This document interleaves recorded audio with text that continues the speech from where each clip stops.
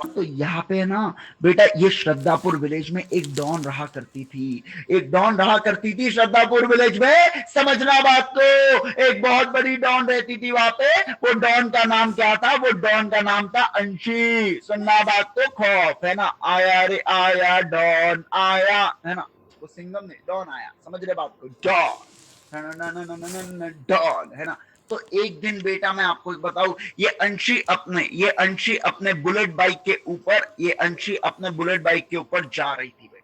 ये मतलब ये गोलमाल वाली बाइक लग रही है, बट खैर कोई बात नहीं, अब तो जानते हैं पिकासो ऑफ एन अकेडमी। या तो अंशी अपने बुलेट बाइक के ऊपर जा रही थी, बुलेट बाइक के ऊपर जा रही थी। समझना बात को, अंशी देखती है कि सब जगह रूखा सूखा पड़ा है, जमीन में पानी ही नहीं है करके सबकी फसल गई काम से, सबकी फसल गई काम से। लेकिन अंशी जब मेरे फार्म के सामने से जाती है और वो एकदम देख के चौंक जाती है, ऐसा एकदम चौंक जाती है, ओ सब रुके सुके, और ये ग्रीन, ये ग्रीन है। समझना बात को, ये फार्म ग्रीन है। मतलब समझिए, इसका मतलब आप नहीं समझ रहे। इसका मतलब ये होता है कि ये फार्म ये कोई आम फार्म नहीं है, ये कोई मैंगो फार्म नहीं है। ये जबरदस्त युगों में ऐसा चमत्कार होता है कि सारे जगह सूखा और एक फार्म ग्रीन, एक फार्म ग्रीन।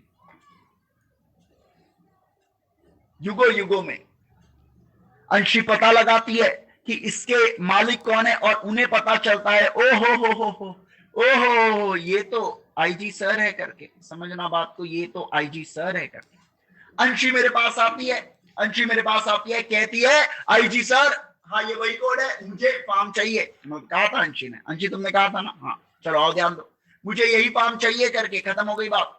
मैंने कहा बाली के, ये फार्म बेचने के लिए नहीं है, ये तो केवल मेरी तपस्या के लिए है। ये तो मात्र बस एक छोटी सी कुटिया हमारी, बस वहीं पे हम तपस्या करते रहते हैं, बाकी कुछ नहीं।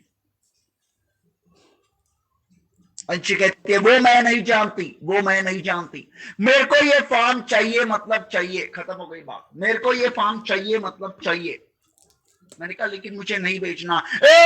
खच कर बेटा ऐसा बंदूक निकाल के यहाँ पे रख देती है। मैं डर गया। मैंने कहा ठीक है, ले लो फार्म करके। अंशी कहती है, मैं कभी कोई चीज फ्री में नहीं लेती, मैं जानती हूँ ये पर्टिकुलर जगह की कीमत 10 करोड़ है। मैं आपको भी पूरे 10 लाख रुपए दूंगी, पूरे 10 लाख रुपए दूंगी। और आप क्या करेंगे, आप ये पर्टिकुलर फार्म मेरे नाम से करेंगे।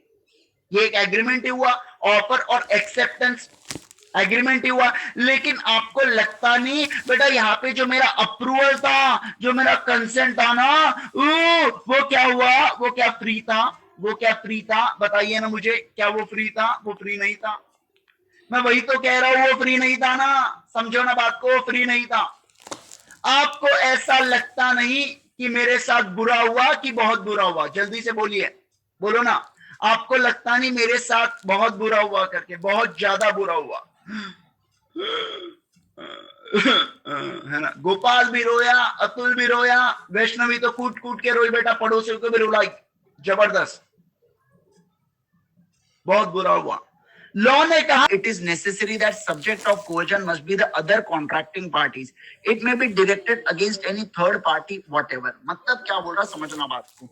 जरूरी नहीं है कि अंशी ने ही मेरे ऊपर बेटा गन रखनी चाहिए, कि कोवर्जन जरूरी नहीं है कि प्रोसीड होना चाहिए केवल कॉन्ट्रैक्ट की पार्टीज के साथ।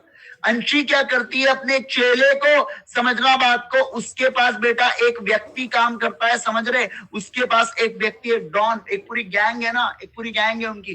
तो वो वहां पे जो बबलू है ना, सुनना, जो बबलू है वो बबलू को बेचती है गन रखने के लिए। तो जरूरी नहीं है कि कोवर्जन केवल और केवल पार्टी से ही, समझ रहे, पार्टी से ही प्रोसीड हो करके वो किसी और पर्टिकुलर व्यक्ति से भी प्रोसीड हो सकता है।